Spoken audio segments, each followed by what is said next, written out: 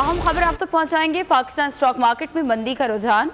Trading के दौरान 192 points की कमी देखी जा रही है और 100 इंडेक्स 40,922 की सतह पर ट्रेड कर रहा है। कफील इस बारे में मजीद आगाह करेंगे। कफील बताइएगा।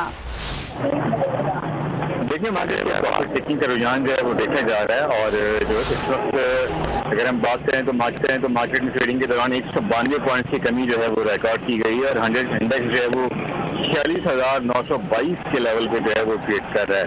तो सरमाएकारी की जाने से इस वक्त जो है वो नेगेटिव ट्रेंड है मार्केट में। दूसरी जाने अगर हम बात कर लें इंटरबैंक मार्केट की, तो उसमें 24 पैसे का इजाफा जो है वो ट्रेडिंग के दौरान रिकॉर्ड किया गया मार्केट में और इंटरबैंक मार्केट में जो इस वक्त 170.51 से बढ़कर 170.75 पैसे पे सब जो है वो ट्रेड कर रहा है। जी ठीक है, बहुत शुक्रिया आगाह करने के लिए। सब्सक्राइब करें और बेल दबाएं ताकि कोई खबर रह न जाए।